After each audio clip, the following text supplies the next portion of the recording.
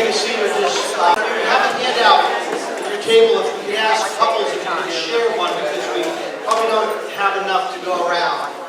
So instead of Steve Treats in town, then you need a lot of extra chairs. We're so grateful for all of you to be out here today. We're thrilled to have Steve Treat with us. He's one of our favorite speakers.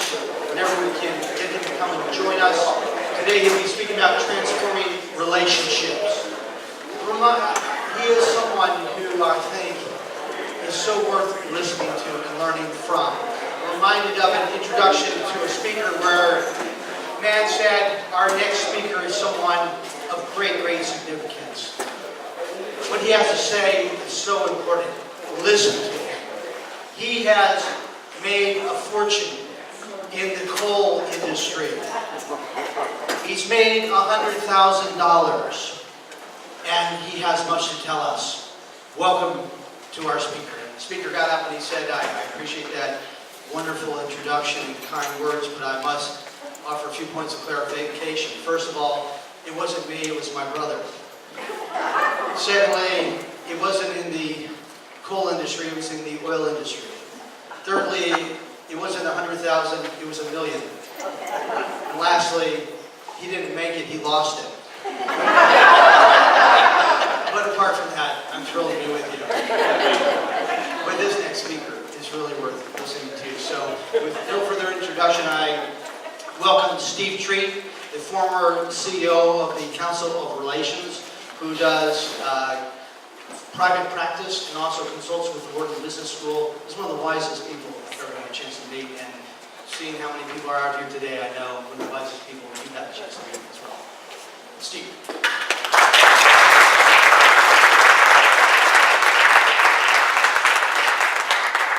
Most kind.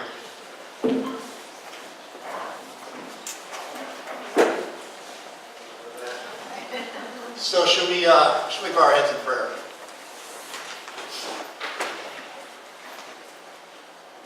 Lord, we know that wherever two or more people are gathered, that your Spirit is here and among us. We thank you for this opportunity to share thoughts and ideas about how your Spirit can transform our lives, can make us become anew, and help us be reborn again. Help us to not only share our faith, but live our faith. Help us to practice those things that you have told to us, as difficult as they may be, so that we may break patterns in our lives, transform our lives, and come closer to you.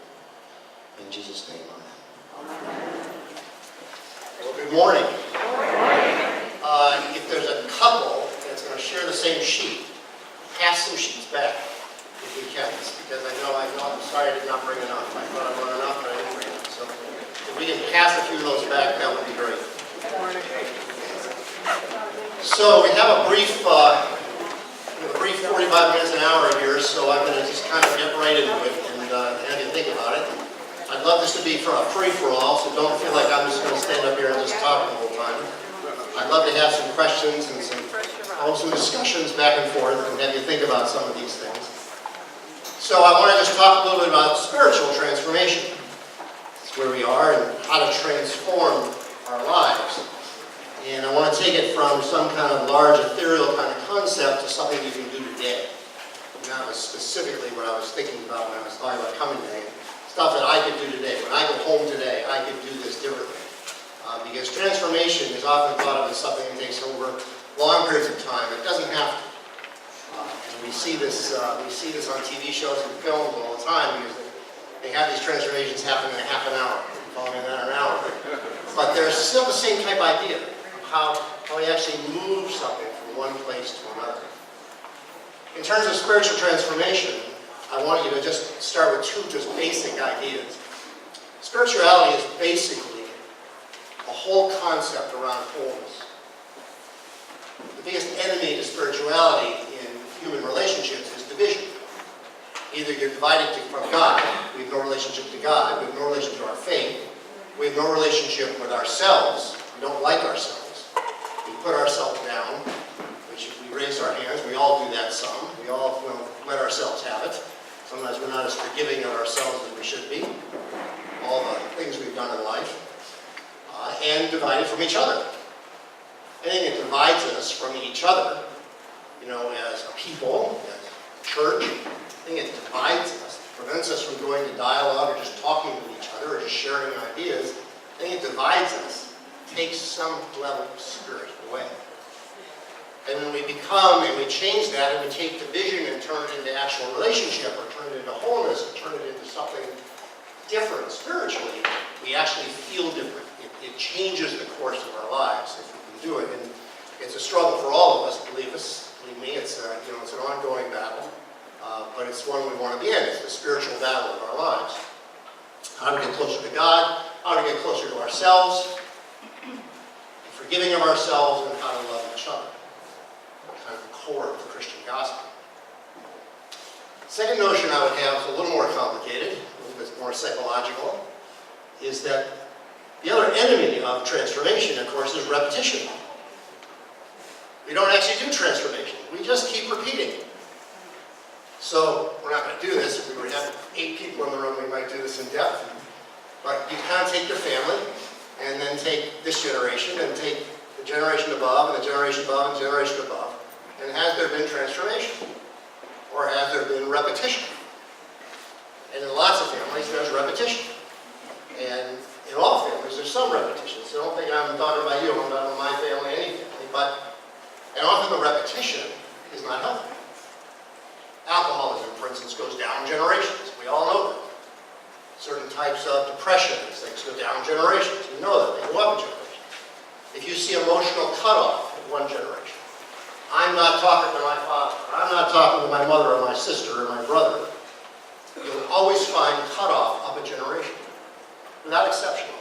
Actually, I've never asked the question and really asked someone to think about it. If you're cut off from your brother, or you're cut off from your sister, tell me who was cut off a generation above. And there's always something. Because it goes down generations. Hatred goes down generations. Prejudice goes down generations. We carry it forth. It's that great ad in 42. Did you see the movie 42, anybody? About Jackie Robinson coming into baseball. It's a fabulous movie.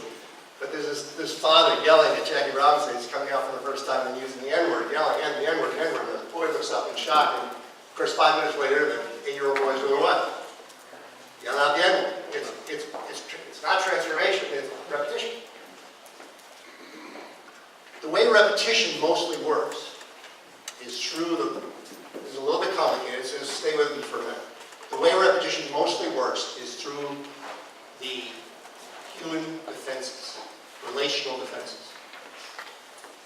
For instance, if you were rejected as a child, the way it usually repeats is how? It repeats through anger. You get angry at people in your lives now, and what do? They reject you. Can you think of the classic human kind of relational defenses? What are they? Anger, aggression, jealousy, withdrawal, condescension, defensiveness, blame, judgment, projection. Jesus talked about every single one of them. Blame, judgment, anger. He's really specific about what to do with certain of those emotions. Jealousy, condescension is all throughout the New Testament. If I was condescending to you right today, what would happen? Just think what would happen. Let's say you're my 3 children, and I was condescending. Is this a little complicated for you? Should I speak slower? Not hard to do. You're doing the right tone of voice, you just go condescending, and I go condescending. One of my children does what? One child withdraws. I'm out of here. I withdraw. Another child breaks the window. Tries to take me out of the knees. Right? Common thing for a child and a parent. And the third child internalizes it as shame. I must be no good. Do it, just be right. Right's the understanding. I'm right. That's a human defense mechanism. I'm right. Which means if you disagree with me, well, it doesn't stay there. Then it goes, if I'm right and you're wrong, who's got the upper hand? Who's got the moral high ground? I do. Tell me where in the New Testament does Jesus say you should have the moral high ground over other people? Tell me if you quote that for me, I will put down my microphone and let you speak. I don't think he said it. I don't think there's anywhere in there that says we should have a moral hyperlocation. But just being right, think what being right creates in terms of repetition in your family. If I'm right, tell me what happens. What happens to my wife? What happens to my partner? What happens to my children? I'm right. What happens? What do they do with right? They get defended. They do something with it. One might buy in. You might get lucky. I'm all right, well, he's right. I'll just follow him. But not usually. Not usually. They like going, no, I'm not going to go talk with my mother or my father or my grandfather because he's right all the time. I can't. There's nothing to talk about. I can't have a discussion with him because he's right. She's right. That in itself is a defense mechanism. It's a way of making, as all the defense mechanisms, most of the defense mechanisms, anger, blame, judgment, condescension, withdrawal, putting yourself down, they're almost all for the purpose of what? What are they for the purpose of? I should really speak English. What are they for the purpose of? They're for the purpose of keeping distance. They're the way I make sure that you can't get too close to me. That's what they're for. We do it all the time. We do these kind of relational defenses all the time with our partners, with our friends, with our significant others, with children. We do them because why don't we want to let people get too close to us? There's a whole lineage of reasons. We're on the same boat. What's that? We'll find out. Yeah, you'll find out who I really am. Right, you'll find out. Right. Exactly. You'll find out that I have flaws, or I get scared, or I get frightened, or I feel inadequate. I've got my own kind of moral, challenges, and also you find out all sorts of things. You get closer. So I'm not going to let you get close to me for that reason. Why else do I don't want you to get close to me? What's the other core reason? If I don't want to lose you. That's a very interesting statement. If I let you get close to me, it's going to hurt if you go away. You'll see that with people in developing relationships. They find people that will never actually get close to them, so that when they actually leave, it doesn't hurt so much. That's a very common, very common. Or because you don't hurt me. Or because you'll hurt me, right? Whoa, I'm not getting anyone close to me because, I'm just going to get hurt. So I'm going to make sure that you stay at a distance. And how do I keep you at a distance? I don't say to you, look, if you don't mind, could you please sit over there and I'll sit here. We don't do it thoughtfully. We do it through, I find something I don't like about you and I go after it. And then you do what? You get defensive. You get angry back. And now we're perfectly congruent with each other. It's not like it's about anything. It's not about anything really real. My wife and I haven't had a content argument in 40 years.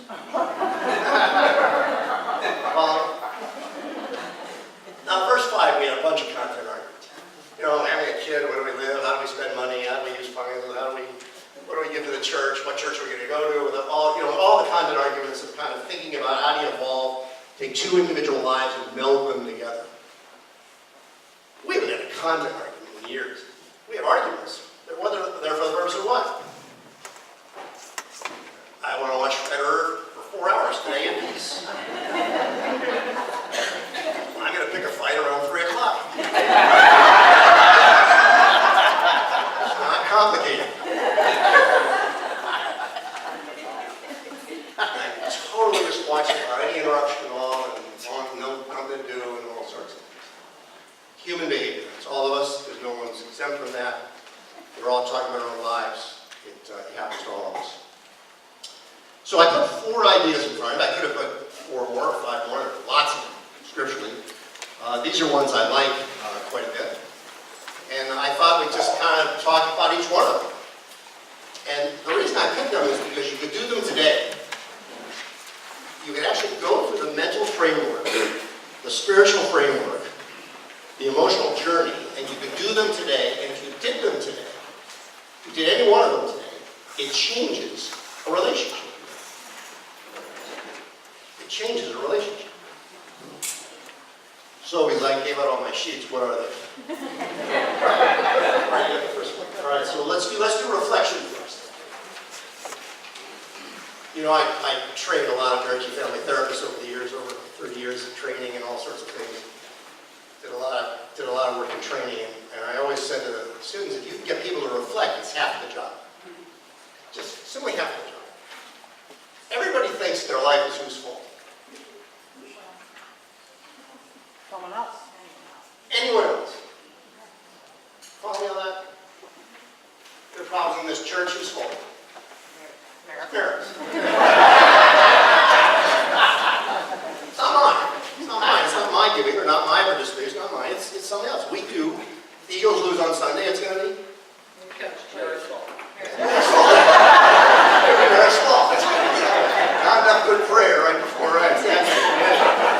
But it is the way it works. Think about how reflective are you? Get in an argument with a significant person in your life. Get in an argument. And how quickly does it take you to go to, I realize that I know that I know I said that poorly, I was really off. I know my perspectives are flawed. I'm really sorry for the way I approached you. I'm really sad about it. I wish I could have done that differently. How quickly do you go? Not very fast. It's hard. It's really easy to go to where?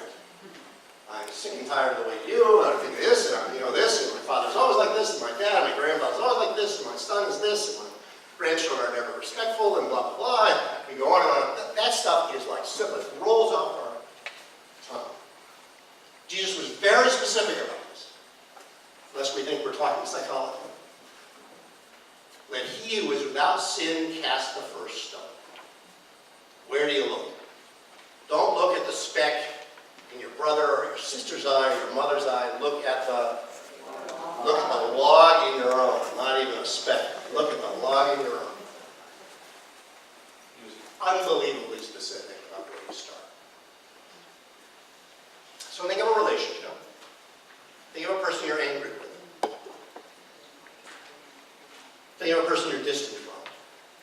And you call them up this afternoon, and all you give them is reflection. Wow, that's like silence. All you give is reflection, and you don't reverse it. I know my behavior is off because you are such a... You don't reverse it. You don't do that. That's a trick. That's actually not reflection. Pure reflection is you stay with, I realize that and you never divert from it. You go to one of your children. A lot of us here have grandchildren and children. You go to one of your children, you just say, our 30-year-old children, 40-year-old children, 50-year-old children, you go and say, look, I realize that I could have done better as a dad. I realize I missed some of your upbringing. I was thinking about how I wish I could have done it differently. Is spirit in the room? What would your child probably respond? If they were afraid of the argument, they'd respond now. If they were afraid of the discussion, they would respond now. You're right, Dad, you are a jerk. And I'll get defensive, and now we're back to normal. But if they're actually, they can also do some reflection too and say, look, I wasn't the best of sons. I know I put you through a lot of challenges. But if you actually have that discussion, what happened? What actually does happen? Just in that moment. Did you say no, you were fine? I remember when you took us sledding or some childhood memory or something. They might do that. And that's a very nice thing for a child, but they'll still code that you're doing it. Yeah. And of course, it allows them to be imperfect also. That's the other wonderful thing. Because perfection is down generations. I was perfect, my son needs to be perfect. Versus vulnerability, which I'll talk about in a minute, goes down a very different way. So you try reflection. Do it in the next fight you have. Take the next argument you have when you're distancing someone who loves you and turn it into reflection. Now to do this, you have to understand systemic stuff at some level. Do you think there's any behavior you have with someone that you're not complicit in? Do you follow me on that? Do you think you're ever completely guiltless? Think the last 10 fights you had with someone you love. Do you think you were totally... Sometimes I try and convince myself of that. I said, this fight, no, I know usually I think it's going to be, this was Elizabeth's fault. Clearly, this was was not me. This was her fault. You know, I'll hold on to that for a while. And as long as I hold on to that, what happens to our relationship? And then I try to convince her it's her fault. It's really good. The best case scenario of that in my life is you try to get the person to go get help. I'm trying to get my wife to get help all these years. I don't know why it's not helping our relationship. That's the other thing, you know, in the world I live in, it's just that, you know, if I do couples therapy, how often have I had a couple come in and they sit down in my office, they say, "Steve, nice to be here." I say, "Well, tell me a little bit about your life." And husband says, "Well, can I go first? Can I go first?"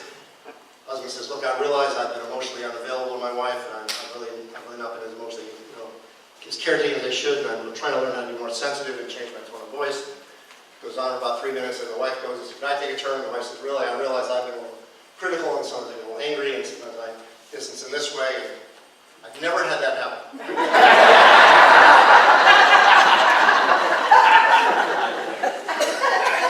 why have I never had that happen in my entire career? Because they wouldn't mean it. Can you be reflective? Is your family known for reflection? That's another interesting thing. You get that? Sorry, that wasn't a joke. I was really saying it seriously. Is your family known for reflection? In other words, they can get around and think about their own responsibility in their own lives. Everybody can take some responsibility. Try this in a business. I'll switch gears for a second. You know, you get the top VPs of 5-6 VPs of some company, and you're running a company, and all sorts of things. And you say, let's everybody reflect on what they could do better. What they can do differently. Each person goes around with a really thoughtful, no baloney type statement. I know I can do this differently. I know I can do this thing. What do we have there in that team of 5? And of course, the CEO is doing the same thing. What do we have in that 3? We have power. That's what power is. Versus one VP is bringing another VP, VP is blaming the CEO is blaming the other VP. Now what do we have now? We have chaos. Very careful with my examples here today. All right? Can you reflect? It is a core Christian principle. It takes some forgiveness, it takes some love of God to do it, because you know we're loved even though we are fail in so many things that we do. If you know you're loved and you have a good self-concept, you can reflect, because you don't have to be right. So try it today. Take a single relationship and lead with reflection. And reflection always starts with the same words. You can vary them, but they're close to this. I realize that I could have communicated much better. I could have been much more patient. I could have related to you in a much different way. I realized I got caught up in my own material. I realized I got hooked by something you said.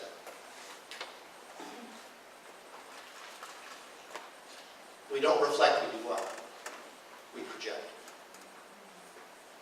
And projection starts a whole system of nothing that has transformative qualities to it. It starts a whole system of repetition, pattern. I blame you, and you do what? You blame me. Or I blame you, and you internalize it as I'm no good. Right? And that plays out in all sorts of different ways. Reflection. It's not complicated. It is the battle I go through personally, just if I was really honest. It's the battle I go through after a fight with Elizabeth. We're having some argument over nothing, over something, we didn't put the dish somewhere, whatever. Some of the arguments we're having these days. We have this argument. And how quickly can I bring it to reflection? And sometimes I'm really good. I can bring it right away. I say, whoa, I am so sorry. That was so off in there. Let me just correct it. If I'm a little more wounded or a little more difficult, a little bit, sometimes it takes me a couple of hours. Sometimes it takes me a day. I'm actually down to a day. Actually, that's probably too harsh. I'm down to like 4 or 5 hours. Then I just slap myself in the face and say, what am I doing? And when we first got married, I was down to what? A week, right? I think I read your lips there, right? Like the whole argument can last for a month. You know what I mean? It didn't have any tools. Reflection. It's one of the most powerful things you do. If you can reflect without reference, You know what that means? You're going to reflect without reference. It means the next time you get angry, you try and figure out why you got angry without referring to someone else.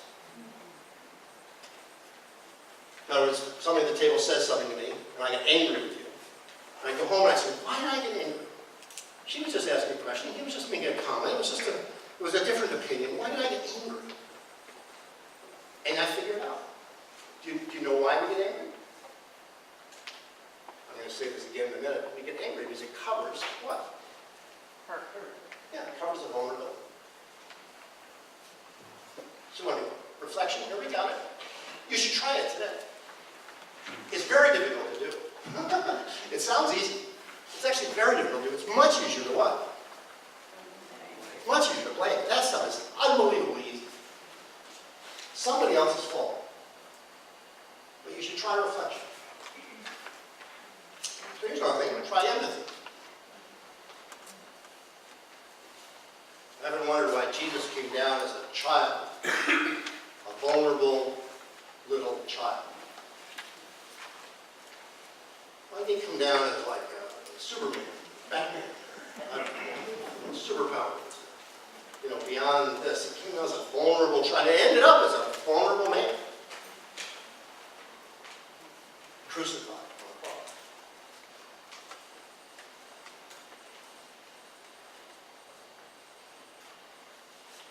There's God's empathy towards us. I understand who you are. I understand the vulnerability you live in. But how do you find empathy? If you don't have empathy, you can do what? Give me the two other things you can do if you don't have empathy. Let's say you're void of empathy. You do what? You blame. That's one. You project everything. Everything else is someone else's fault. You project, or you do sympathy. Now, this is a little bit play on words, and people use these words differently, but what's the difference between sympathy and empathy? Sympathy is when you feel sorry for them, and Right. empathy is when you understand how they feel. Right. I feel with you, and I feel sorry for you. If I said I feel sorry for you, how would that feel? I feel sorry for you. It's not very good. Not very good.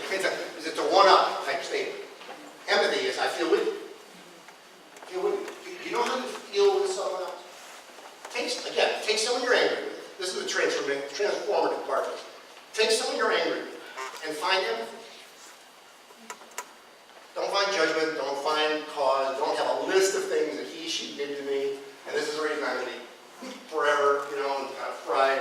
This is the way I'm going to hold on to my righteousness and my right statement. This way I'm going to just hold on to distance between us. You find empathy. How do you find empathy?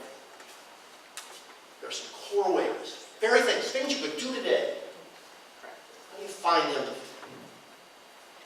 Watch my time here. You have to have walked the walk. So you have to walk the walk. That's a piece of it. You have to have lived enough of life and lived in enough environments and been in enough places to know, to have some core of some empathy towards another person. Get to know their story. You get to know their story. Is what I mostly want you to think of. For anybody under the age of 50 and lucky enough to have a parent be alive today, you go up to that parent, you sit them down, you get them a cup of coffee, you sit down, turn off the music, turn off the TV, and you say, tell me about your story. Help me understand who you are. Help me understand what life was like. True story. I was angry with my father till I was 26, and I finally sat him down and I said, can you really tell me the truth about your upbringing? Which he always said, I'm never going to tell you the truth because the truth, you're too young, it'll affect you, it'll affect how you follow me that. But he finally told me the actual reality from his perspective of his life. And when I heard the actual reality of his life, what happened to my anger? This boyish, teenage, kind of juvenile anger. My father was literally, I won't give you the whole story, my father was literally sent off to boarding school because there was no one home except for Grace to take care of him. And Grace was whom? A maid. That's exactly right.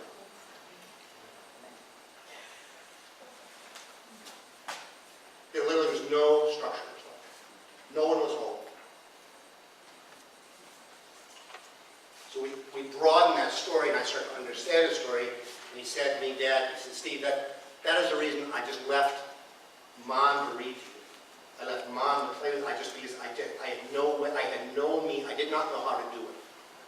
I just dedicated my life to making sure that you had a roof over your head, food on the table, go to any college you want, you know, which is an enormous thing. He transformed his life. He broke a ton of patterns. What happens if I don't know his story? And you're still angry. I'm still angry. Exactly right. Where were you?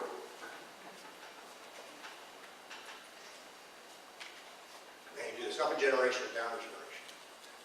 You really get to know somebody's story. I'm interested to know what your history is. Do you have any idea what would happen? Take this group. August group, I don't know. Maybe we have your 80, 90 people, whatever we have. Think if we had, you know, you're like locked in there, had food and water. But we actually spend time just hearing each other's story. Can you imagine what would happen to the relationships in this room? You know what we would find out if I actually knew your story? What would we find out if I knew your story and you really knew my story? The ups, the downs, the hurts, the challenges, the abuses, the different kinds of things that happen in each person's lives. If we really knew someone's story, what happens? What do we build? We build the basis for everything. But I don't want to know your story. I'd rather be what? I'd rather be right. I'd rather be distant. I'd rather be angry. What did Jesus do continually? How many stories of Jesus do we have in running? He's running from place to place. Anyway, give me a story. He's trying to fit in one more scheduled event. And one more speaking engagement. He's basically quite lazy. What did he do all day? He walked around, and what did he do with people he met? He both told them, I know your story, and please tell me your story. He asked for reflection and repentance, and then did miracles to provide grace. But he listened to people's story. He got tired occasionally, wants some time alone, set a few boundaries, I get it. But just the majority of the time, he basically said, I would like to know your story. So think what happens if you sit down with a significant other, and you say, tell me really, not the baloney, not the stuff that we put out in our personas, but really, tell me really, what was it like growing up? What is your perception? What were your challenges in your own early life? My own children only know my own total story right now, in the last 5 years. Because I didn't tell them the entire story, even in their teenage years and 20s. I thought it would affect their life or affect their relationships in different kinds of ways. And I was wrong. I should have told them sooner. I should have told them parts of the story. But if I pass today, they know the story to the best I can remember. And it helps them. So either be incredibly interested in someone else's story.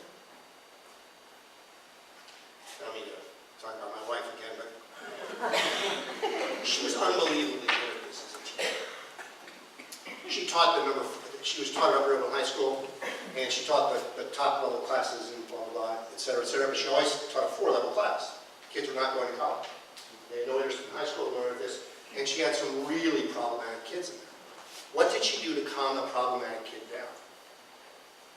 She would actually single the kid out. You pick the kid out in the first 5 days. Who's going to be the most problematic person at this table? Following that? Picks that kid out and does what? Puts him in charge. Well, puts him in charge is not bad. That's a possibility. That could also create a ton of chaos, but it's a possibility. That is certainly one way to go.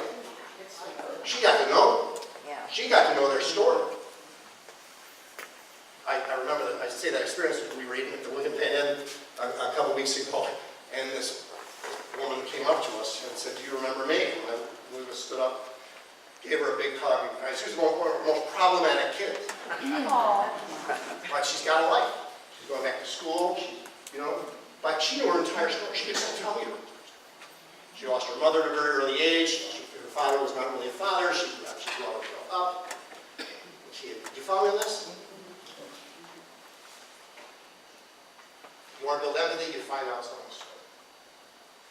And believe me, every person's story in the show is complicated. We don't see it because we look good. Follow me? We present it. But we all have complicated stories. But if you bother to really know someone's story, you create empathy. It's a core Christian idea. As a group of people get around, I want to know who you are. I want to know who you are. Attribution. There's one of those. Let me just say, if I could practice this more, this would actually affect my life far longer. It's one of the core things you can do is to practice attribution. Attribution is how you see something. So someone does a specific behavior, and you see it through a certain set of eyes. I was at Springfield Junior High School. To a crowd of parents. We were doing a parenting, this is a number of years ago, and there were 5 kids racing back and forth from bleacher to bleacher. Back there, they're racing while I was speaking. We were doing it very quietly. And I asked the crowd, how is everybody interpreting that? What's your attribution towards that? And one mother stands up, and father stands up and says, what? These kids are clearly undisciplined, disrespectful, and this? How did I see it? They were acting like normal kids, right? They were not disturbing us. In other words, they were being quiet. They were doing this, and they were amusing themselves. Now, the thing to think about is what attribution you pick decides your behavior. So my daughter talks back to me. Back when she was 15 years ago, 15 years old, let's say, she talks back to me. What is that? If it's disrespect, what do I say? That's my attribution. It's disrespect. What do? I take away something. Maybe it would be something I don't have to worry about that. But just, you take away the cell phones, you take away this, you take away that. I punish her. My daughter talks back to me, and I say, whoa, that is so good. So I want you to have a voice, and I want you to stand up and listen. Just calm it down. I'm very proud of that. If I pick that attribution, what am I doing? What am I doing? I'm helping her to what? And have a voice. Because I want her to have the options of doing everything from being a full-time mom and having a voice, or running some company and having a voice. Not losing it. Who picks the attribution? Somebody gets up and walks out right now. Actually, somebody just did it. Just stop that person. Somebody gets up and walks right out. What is my attribution towards that person? What's a possibility? They're not interested. They think I'm stupid, they think I'm incompetent, and they walk right out while I'm speaking. Maybe they had to be somewhere else? Maybe they had to be somewhere else. That's another attribution. What's another possibility? They drank too much coffee. They drank too much coffee. Very articulately said. They're not feeling well. The attribution I pick dictates when I see them in the hallway what I say. If I think they walk right out on me, I'm going to say what? I don't deserve to be treated so rudely. If I think they walked out because they're not feeling well, I'm going to say, are you okay? Who picks the attribution? You do. Any interaction you have with someone that is not going well, you're picking an attribution. And the attribution we usually pick is what? All negative. You're this.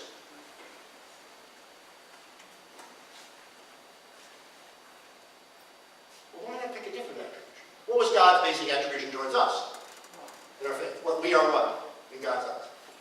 It's just we're beloved. We're loved. We're cared for. What changes that attribution? Nothing. Nothing we can do can change that attribution. And that's been the source of enormous transformation in people's lives. That we are loved, even though we are what? Flawed and sinners.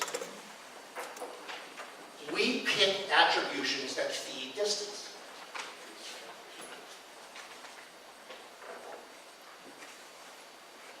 We were at breakfast this morning, and my wife turned my plate. She didn't want the ketchup that I put on the eggs that I had. but I didn't want the ketchup to go onto my shirt. She knew I was coming over here. What is that? That's control. And I'm sick and tired of it. I'm 67 years old. She doesn't even let me eat by myself. I can't even manage my own potatoes and eggs and ketchup. On and on. Control, control, control, control. So when I get home, I'm going to say what?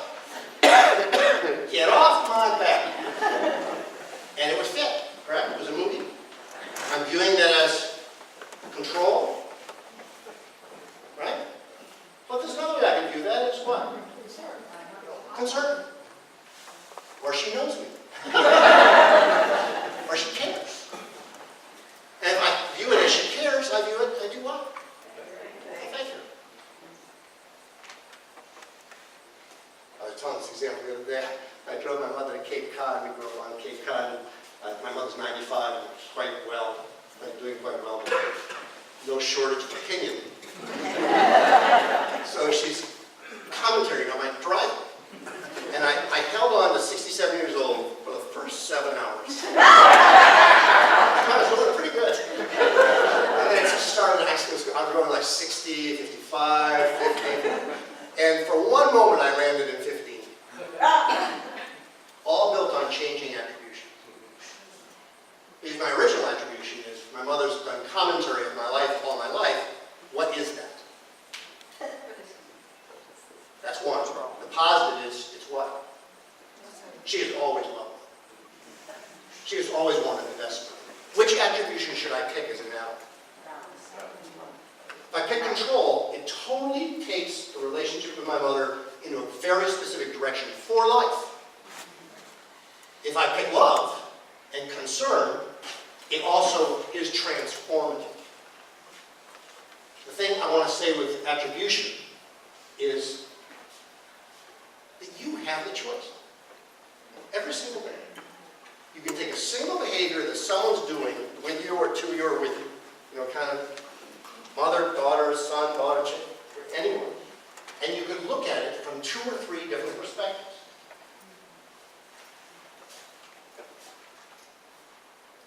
Which one do you pick? Do you pick one that brings you closer to a person? Or do you pick one that justifies your distance? It's not complicated. I have criticisms of each one of my children. I can turn that into empathy to understand where they come from, or even some of my responsibility in them. I can pick a different attribution around them, or I can just judge them. Well, noisy kids.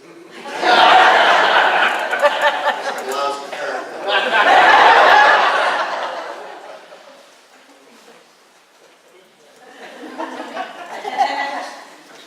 does your story just become justification of bad behavior? Well, it doesn't work that way.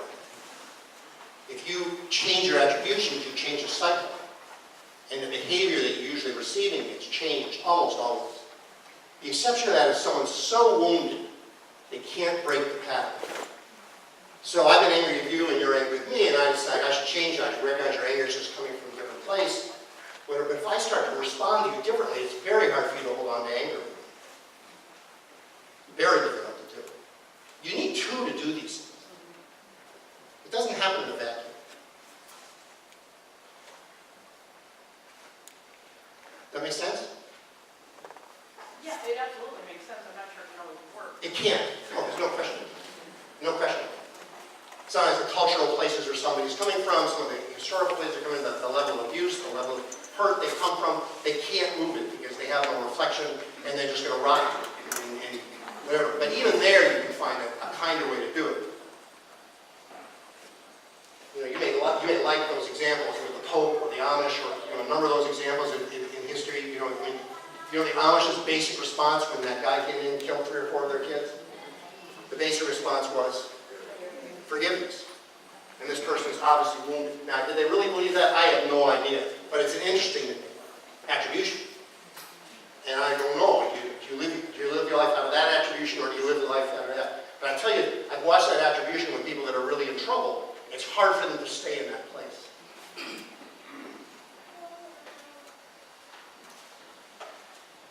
What do you say if they don't want to talk about it? They don't want to talk about it, you just kind of be patient and you put that in the cementity itself. It must be very hurtful, must be hard. And you find, again, kinder ways of thinking about behavior. So the last one's vulnerability. It's like a sheet, so less than vulnerability. It's a very interesting thing. Can you lead with vulnerability? How many of you were taught growing up it was really important to lead with vulnerability? It was like a great payoff, especially the men in the room. Say, boy, if I'm vulnerable, this is really gonna work. This is gonna make me really feel better. Follow me on that? None of us will tell that. So we don't lead with vulnerability, we lead with what? Perceived strength. Perceived strength. It's very good. I love that. Yeah. Most of the time, just as a simple way of thinking about it, most of the time we take vulnerability and we turn it into aggression. Now, it's turned into many things. Most times it's just turned into aggression. I need a hug from Elizabeth. I don't say I need a hug. It's much too vulnerable. I say what? You never hug her. She needs time with me. She doesn't say I really miss you. She says, you're always so busy. You're talking over, Thomas, blah, blah, blah. She leads with judgment. This is a true story. I got my second hip replaced about 2 years ago. There was a lot of complications to it. Not the hip replacement was done perfectly, but I had double dose of anesthesia and just the balance of the body. Right before I went totally unconscious onto the floor and lost control of everything, my wife asked me, "Are you okay?" And I said, "Fine, I'm fine." That really is something. I couldn't even come up with help. Help had to look like what? She walks into a room, I'm on the floor. The ambulance being called, blah, blah, blah. I do find if I lead with vulnerability, my life is better. Another true story, my daughter comes up to me.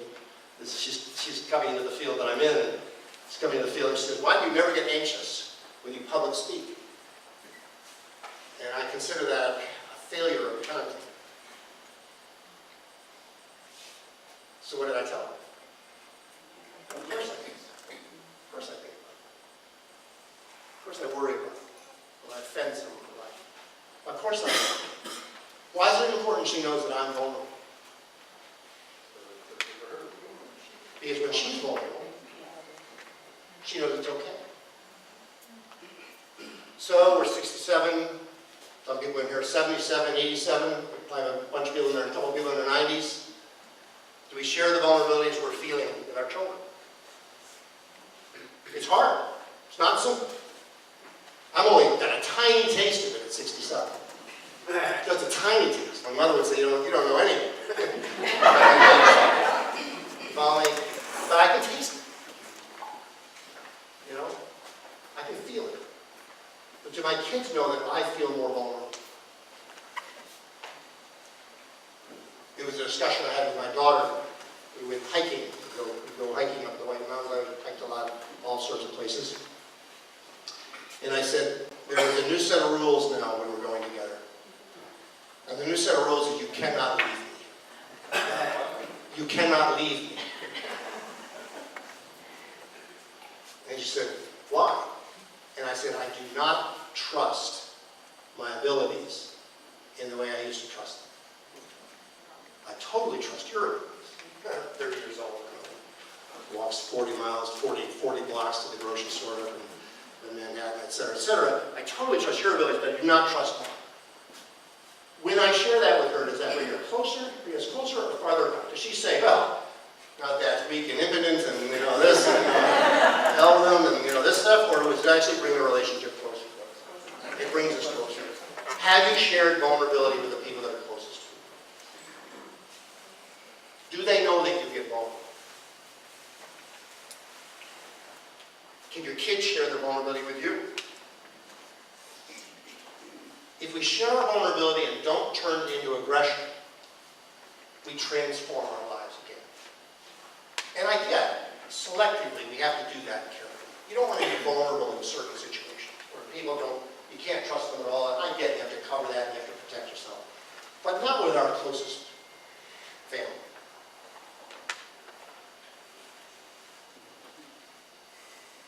I'm vulnerable.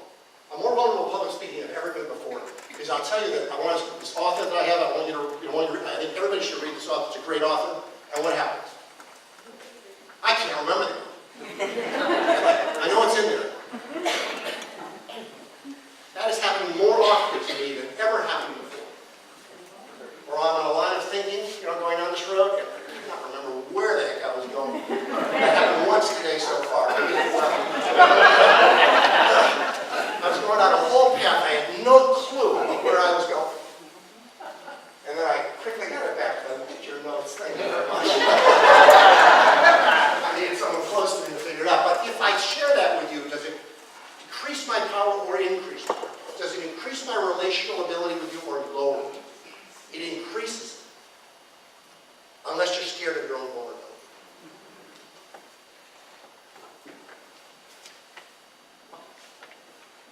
Transformation. We think of this as kind of a yearly, monthly, kind of long-term process. But relationally, you can do it today.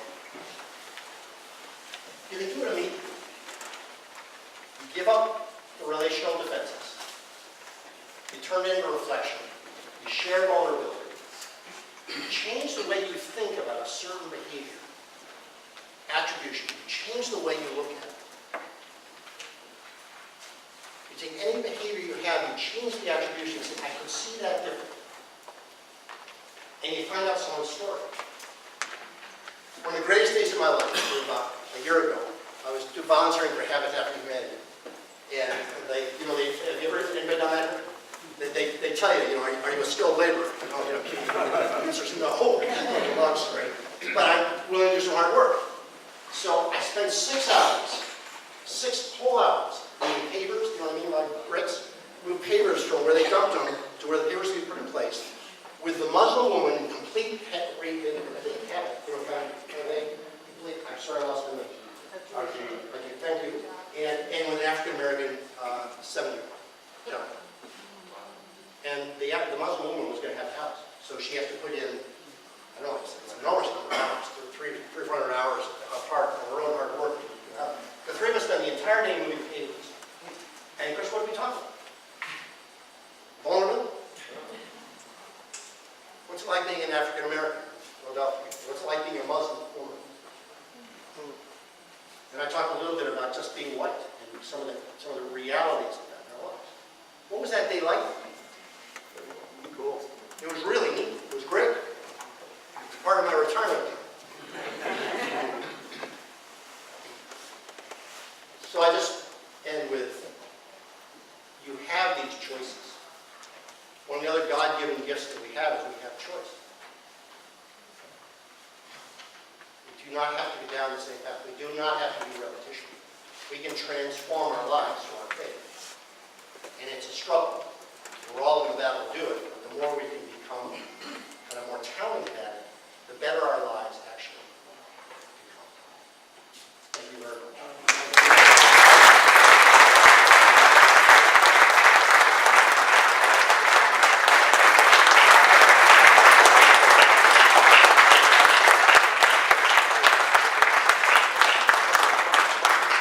Steve, you blessed us so much today. We're immensely grateful to you, and hope we can get you back in the fall to speak again.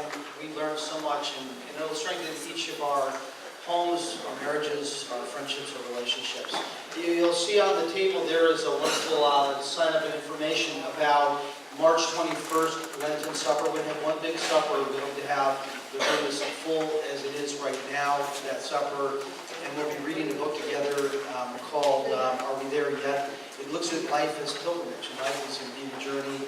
I was fortunate to write the introduction and the final meditation for that reflection space for Lent, and so we'll be giving copies of that out starting in 2 weeks from now. But please do sign up. Barbara's got it right there. She just looked it up. Barbara's in charge of organizing this, so we thank Barbara Stubbard so much for that. And the Adult Spiritual Formation Commission will be helping, and we'll be facilitating table discussions, so a lot of chance for people to share their input about reading this book and what it's what they've gleaned from it in a wonderful supper. We hope to have Panera Bread and Soups as our dinner that night. God bless you. Thank you for being here today. Thank you, Steve, for a great